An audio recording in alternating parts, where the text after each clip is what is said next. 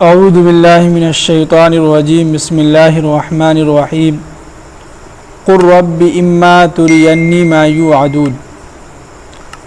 اب یہاں سے جو ہے اللہ کے نبی صلی اللہ علیہ وسلم کو جو ہے کچھ باتیں، کچھ دعائیہ کلمات سکھلا رہے ہیں، اور یہ کہہ رہے ہیں کہ قل، اے پیغمبر صلی اللہ علیہ وسلم آپ دعا کیجئے کہ قل رب اما ترینی ما یوعدون، کہ جس عذاب کا دھمکی جو ہے ان کفار مشرکین کو جو ہے دی جا رہی ہے، تو اما ترینی، اگر آپ اسے میرے آنکھوں کے سامنے لے آئیں، سمجھ رہے ہیں، کفار مشرکین کو جو دھمکی دی جا رہی تھی عذاب کی، تو اس کے بارے میں کہہ رہے ہیں کہ اللہ کے نبی صلی اللہ علیہ وسلم اگر اس عذاب کو آپ ہمارے آنکھوں کے سامنے لے آئیں تو کیسا رہے گا، اس کے بارے میں ہم کیا کریں۔ اب اس آیت کو سمجھنے کے لیے جو ہے پیچھے ایک آیت گزرا ہے، اس کو سمجھنا ہوگا یہاں پہ کہ حتی اذا فتحنا علیہم بابا ذا عذاب شدید، کہ جب ہم ان کے اوپر جو ہے سخت عذاب کا جو ہے دروازہ کھول دیں گے تو اذا ہم فیہ مبلسون، یہ سب لوگ جو ہے مایوس ہو کر بیٹھ جائیں گے۔ تو یہاں پہ اس کا جو ہے جواب دے رہے ہیں، اللہ کے نبی کہہ رہے ہیں کہ اگر آپ ان کو جو عذاب دیں گے، جس عذاب کی دھمکی آپ ان لوگوں کے بارے میں دے رہے ہیں، تو اگر یہ عذاب اما ترینی، میرے آنکھوں کے سامنے اگر لے کے آتے ہیں تو ہمارا کیا حکم، ہم کیا کریں اس کے بارے میں۔ تو کہہ رہے ہیں کہ ربی، تو آپ دعا کیجئے کہ اے میرے رب، کہ فلا تجعلنی فی القوم الظالمین، آپ جو ہے ہمیں ان ظالم لوگوں میں ہمیں شامل نہ کیجئے۔ کیا نہ کیجئے؟ شامل لوگوں میں جو ہے، یعنی جو ظالم لوگ ہیں ان لوگوں میں ہمیں آپ جو ہے شامل نہ کیجئے، ان لوگوں سے ہمیں کیا کیجئے، بچا لیجئے، اس عذاب سے ہمیں کیا کیجئے، بچا لیجئے۔ تو یہاں پہ اس آیت سے جو ہے ہمیں ایک نقطہ یہ ملتا ہے کہ اللہ کے نبی نبی ہیں، ہے کہ نہیں، بالکل جو ہے گناہ سے جو بالکل پاک صاف ہے، معصوم ہے، تو اللہ کے نبی کو جو ہے یہ دعا مانگنے کی کیا ضرورت تھی؟ تو نبی تھے، ان کو معلوم تھا کہ ہمارے اوپر عذاب نہیں آئے گا، اگر عذاب آئے گا تو ان کافر کفار جو ہے مشرکین ہے ان کے اوپر آئے گا، لیکن ہم جو ہے اس سے بچ جائیں گے۔ لیکن دیکھیے کہ یہاں پہ اللہ تعالیٰ اللہ کے نبی صلی اللہ علیہ وسلم جو اپنی امت کو ایک پیغام دے رہے ہیں کہ آپ اپنے نیکی پر جو ہے بھروسہ مت رکھیں، تکبر میں نہ آئیں کہ ہم تو بہت بڑے نمازی ہیں، ہم جو ہے 5 وقت کے نمازی ہیں، تہجد گزار ہیں، اگر بستی میں عذاب آئے گا تو ہمارا گھر بچ جائے گا۔ نہیں، اس میں نہ آئیے۔ اسی لیے کسی شاعر نے، راحت اندوری صاحب نے کہا تھا کہ آگ لگے گی تو کئی گھر زد میں آئیں گے۔ سمجھ رہے ہیں کہ اگر آگ لگے گی تو بہت سارے گھر آئیں گے، ایسا مت سوچے کہ نہیں آئیں گے۔ یہ ہندوستان ہمارا کسی باپ کا نہیں ہے۔ تو راحت اندوری نے شعر کہا تھا کہ اگر اس بستی کے اندر یا کہیں بھی آگ لگے گی یا کچھ بھی ہوگا تو اس ہندوستان کے اندر جو ہے سب کا حصہ ہے، کسی ایک کا حصہ نہیں ہے، سب کا حصہ ہے۔ تو یہاں پر بھی دیکھیے کہ اللہ کے نبی صلی اللہ علیہ وسلم کیا کر رہے ہیں اللہ تعالیٰ سے کہ ربی، اے میرے پروردگار، فلا تجعلنی فی القوم الظالمین، آپ ہمیں بچا لیجیے گا ان لوگوں سے، ان ظالم لوگوں سے ہمیں کیا کیجیے گا، بچا لیجیے، ان میں شامل نہ کیجیے گا، ہمیں عذاب مت اس میں جو ہے مبتلا نہ کیجیے گا۔ آگے فرمائیں کہ وَإِنَّا عَلَىٰ أَن نُرِيَكَ، کہ اگر یقین جانو جس عذاب کا ہم ان کے اوپر وعدہ کیے ہیں، جس عذاب کے بارے میں ان کو ہم دھمکی دے رہے ہیں، تو ان نُرِيَكَ، ہم آپ کے سامنے، آپ کی آنکھوں کے سامنے لقادرون، لا کے رکھنے کے ہم اس کے اوپر کیا ہے، قادر ہیں۔ کیا ہے؟ ہمارے اختیار میں ہے، ہم چاہیں گے تو ہم آپ کے سامنے جو ہے ان کافر مشرکین کو جو ہے ہم ان کے سامنے عذاب لائیں گے، آپ کو دکھائیں گے، ہم اس پر پھر کیا ہیں، قادر ہیں، ہم قادر مطلق ہیں۔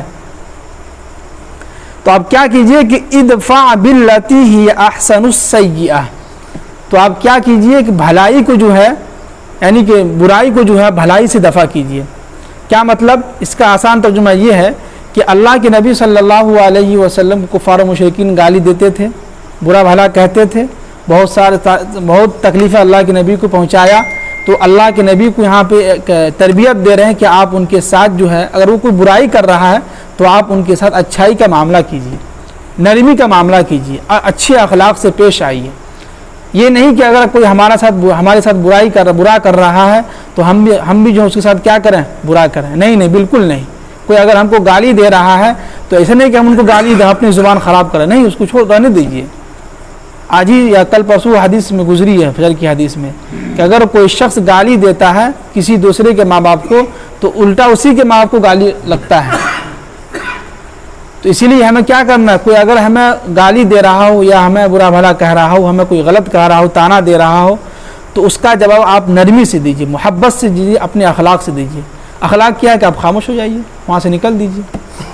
خود بخود جو ہے دشمن جو ہے کل ہو کے یا پرسوں کبھی نہ کبھی وہ آپ سے معافی مانگ لے گا، وہی انسان آپ کی عزت کرے گا آگے چل کے. نہیں اگر وہیں پہ اس کو جواب دے دیے، دونوں میں جو ہے پھڈے ہو جائیں گے، لڑائی ہوں گے، پھر جو ہے کچھ بھی ہو سکتا ہے. تو یہاں پہ اللہ کے نبی صلی اللہ علیہ وسلم کو یہی کہہ رہے ہیں کہ ادفع باللتی ہی احسن السیئہ، کہ آپ ان برائیوں کو جو ہے بھلائیوں سے کیا کیجئے، دفع کرتے رہیے. کوئی اگر آپ کے ساتھ برائی کر رہا ہے تو آپ ان کے ساتھ نرمی سے، محبت سے، اخلاق سے پیش آئیے، اور یہ ہے نبی کی جو ہے صفات. آگے فرمائیں کہ نحن اعلم بما یصفون، جو یہ لوگ جو باتیں بنا رہے ہیں اور کہہ رہے ہیں تو ہم بخوبی ان باتوں سے کیا ہیں، ہمیں معلوم ہے، اور بخوبی اس بات کا ہمیں علم ہے، ہم بخوبی اس کو جو ہے جانتے ہیں کہ یہ لوگ کیا باتیں بول رہے ہیں آپ کے بارے میں، یہ لوگ کیا باتیں ہمارے اوپر جو ہے بہتان لگا رہا ہے کہ اللہ تعالیٰ نے جو ہے دو خدا بنا لیا ہے، ان کے جو ہے فرشتے جو ہیں بیٹیاں ہیں، اتنی ساری چیزیں انہوں نے جو الزام لگایا ہے. تو نحن اعلم، ہم بخوبی جانتے ہیں، عالموں کی معنی آتے بہت میں جانتا ہوں، بما یصفون، جو لوگ یہ لوگ جو ہے جو باتیں بنا رہے ہیں اس کے بارے میں. اب اللہ کے نبی صلی اللہ علیہ وسلم کو جو ایک دعا بتلا رہے ہیں وہ یہ کہ قل، کہ اے نبی صلی اللہ علیہ وسلم آپ دعا کیجئے کہ ربی، اے میرے پروردگار، اعوذ بک، میں پناہ چاہتا ہوں، من ہمزات الشیاطین، شیطان کی دھکا بازی سے، چرکوں سے. یہاں ہمزات کے معنی آتے ہیں دھکا دینا. تو کیا مطلب، جو ہمیں جو سمجھ میں آیا یہ ہے کہ شیطان جو ہے کبھی کبھی ہمارے دلوں کے اندر وسوسہ ڈالتا ہے، پین لگاتا ہے، ارے تم کو گالی دے رہا، تم کیوں خاموش ہو، تم ہی گالی دو. ہوگا کوئی آدمی شیطان کی شکل میں ہی ہوگا، وہ کوئی آپ کا دوست یا کوئی آپ کا جو جان پہچان والا ہی ہوگا، وہ کہے گا ارے تم کو گالی دے، تم کو شرم نہیں آ رہی، تم ہی گالی دو. تو یہ کیا کر رہا ہے، وَأَعُوذُ بِكَ مِنْ ہَمَزَاتِ الشَّيْطَانِ، ہمزات کی معنی آتا دھکا دینا. تو شیطان آپ کو دھکا دے گا، وسوسہ ڈالے گا، ارے یار تم خاموش، تم کو گالی دے رہا ہے، تم کو برا بھلا کہہ رہا ہے، تم کو جو بہت گندی بات بول رہا ہے، تم بھی کچھ بولو. تو وہیں پہ اللہ کے نبی کہہ رہا ہے، اللہ کے نبی سے کہہ رہا ہے نہیں بالکل، آپ پناہ مانگیں شیطانوں سے. کیا کیجئے، پناہ مانگیے. تو قل ربی اعوذ بک من ہمزات الشیاطین، تو اے نبی صلی اللہ علیہ وسلم آپ دعا کیجئے کہ اے میرے پروردگار، آپ ہمیں شیطان کے چرکوں سے کیا کیجئے، بچا لیجئے، ہمیں جو ہے اپنے حفظ و امان میں رکھیے. آگے فرمائیں کہ وَأَعُوذُ بِكَ رَبِّ أَن يَحْضُرُونَ، اور آپ یہ بھی دعا مانگیے کہ اے میرے پروردگار، آپ مجھے ان کے قریب آنے سے جو ہمیں کیا کیجئے، بچائیے. کیا مطلب، کہ آپ جو ہے ہمیں ان شیطان کو ہمارے قریب آنے سے کیا کیجئے، بچائیے، اور ہم بھی جو ہے ان کے شیطان کے قریب کیا ہے، نہ جائیں، ہمیں اس سے بھی کیا کیجئے، بچائیے، دونوں طرف سے. آگے فرمائیں کہ حتی اذا جاء احدهم الموت، اب کافر کی بات ہو رہی ہے کہ جب ان کے سامنے کسی کے ساتھ یا کسی کے پاس جو ہے موت آ کے کھڑی ہو جاتی ہے، جب ان کو موت آتی ہے، یعنی جب فرشتہ آتا ہے.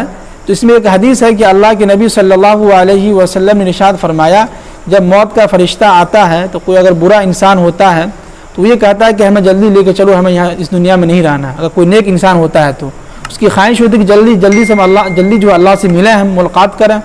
وہیں پہ اگر کوئی کفار و مشرکین ہوتا ہے، غلط جو لوگ ہوتا ہے، تو وہی کہتا ہے کہ قرآن اس کا آگے جواب دے رہا ہے کہ حتی اذا جاء احدهم الموت، جب ان کے سامنے، ان کے پاس جب موت کا فرشتہ آ کے کھڑا ہوتا ہے تو کیا کہتا ہے کہ قال رب ارجعون، ہمیں جو ہے ان کی طرف لوٹا دیجیے. کیا کیجیے، ہمیں جو ہے نہیں جانا، ہمیں جو دنیا کے اندر ہی لوٹا دیجیے.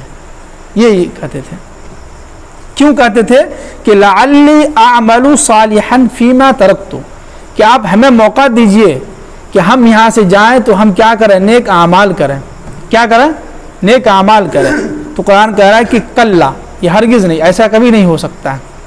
اب ظاہر سی بات ہے کہ مرنے کے بعد جو انسان چلا گیا قبر کے اندر، اس کو کوئی موقع ملے گا آنے کا. ایسا اگر ہوتا تو ہر انسان جو ہے دنیا کے اندر خوب جو ہے برائی کرتا ہے، ایک بھی آدمی مسجد میں نہیں آتا. کہتا کہ مرنے کے بعد دوبارہ آنا ہی ہے تو وہاں دیکھ لیں گے، وہاں جو کچھ ہوگا یہاں کے بتا دیں گے لوگوں کو، سب جو اپنا نیک کام کرے گا. تو لیکن نہیں، لعلی اعمل صالحا، یہ لوگ اس لیے کہہ رہے ہیں تاکہ آپ ہمیں جو ہے چھوڑ دیجئے، ہمیں جو ہے جانے دیجئے، ہم جو ہے جا کے دنیا کے اندر اب جو ہے اچھا عمل کریں گے، نیک عمل کریں گے۔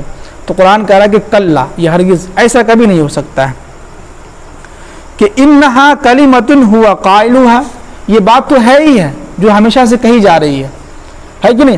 ہر ایک آدمی کیا کہہ رہا ہے کہ مرنے کے بعد قبر کے اندر کیا ہوگا، کون دیکھنے گیا ہے؟ ہر آدمی یہی کہتا ہے۔ کسی سے جا کہیے کہ اجنبی آدمی سے کہ کون دیکھنے گیا قبر کے اندر کیا ہوگا، تو یہی بات کریں کہ کلا انہا کلمۃ ہوا قائلھا، یہ بات تو ہے ہی بات جس کو لوگ کہے جا رہے ہیں، لوگ کہتے ہیں۔ آگے فرمائیں کہ وَمِن وَرَائِهِمْ بَرْزَخٌ، اب جو مرنے والے ہیں ان کے سامنے جو ہے برزخ کا جو ہے ایک دیوار لگ جاتی ہے۔ کیا مطلب کہ مرنے کے بعد جب انسان مر جاتا ہے، جب قبر کے اندر چلا جاتا ہے، تو مرنے کے بعد سے لے کے قیامت تک، جب قیامت جو سور پھونکا جائے گا اس وقت تک اس کو کیا کہتے ہیں؟ عالم برزخ کہتے ہیں۔ کیا کہتے ہیں؟ عالم برزخ اس کو کہتے ہیں۔ اس کے دیوار لگی رہتی ہے کہ وہ قبر کے اندر ہے، اس کو کچھ نہیں معلوم، وہ اپنا قبر کے اندر سویا ہوا ہے۔ تو وہیں پہ کہہ رہے ہیں کہ وَمِن وَرَائِهِمْ بَرْزَخٌ، ان کے درمیان جو ہے عالم برزخ کا جو ایک پردہ لگ گیا ہے، ایک آڑ لگ گیا ہے کہ اِلَىٰ یَوْمِ یُبْعَثُونَ، جب تک کہ اس کو کل قیامت کے دن دوبارہ اٹھایا نہیں جائے گا قبر سے، تب ان کو پتہ چلے گا کہ ہاں قیامت آ گئی ہے، اب ہمیں کیا کرنا ہے؟ اللہ کے پاس جو حاضر ہونا ہے، ان کا سوال جواب دینا ہے، حساب کتاب ہوگا، تب ان کو سمجھ میں آئے گا وہاں پہ۔ تو ان سمجھے کہ چند آیات میں اللہ تعالیٰ اور اللہ کے نبی صلی اللہ علیہ وسلم کے ذریعے سے ہمیں ایک سبق یہ ملتا ہے جو دوسری آیت میں بتلایا گیا، وہ یہ کہ ہم کہیں پر بھی عذاب آئے یا کچھ اس طرح کے معاملات ہوں، ایسا لگے کہ اب عذاب آنے والا بستی پہ، تو ہم اپنے نیکی پہ فخر نہ کریں۔ ہم یہ نہ سوچیں کہ ارے ہم تو نیک انسان ہیں، ہم نمازی، ہم تو 5 وقت کی نماز ادا کرتے ہیں تو ہمارا گھر بچ جائے گا۔ نہیں، اس فکر میں نہ رہیں، بلکہ یہ سوچیں، بلکہ آپ اللہ سے دعا کریں کہ یا اللہ ہمیں جو ہے ان ظالم لوگوں سے بچا لیجیے۔ اگر عذاب آئے گا تو یا اللہ تو بخوبی جانتے ہیں کہ ہم کتنے نیک ہیں، کیا ہے نہیں، ہمارے ٹوٹے پھوٹے اعمال جو بھی ہیں اس کی بدولت ہمیں کیا کیجیے؟ بچا لیجیے، ہمارے گھر کو بھی بچا لیجیے اور ہمارے گھر کے لوگوں کو بھی بچا لیجیے۔ یہ دعا ہمیں جو ہے کرنی چاہیے۔ اللہ تعالیٰ ہم سب کو عمل کی توفیق نصیب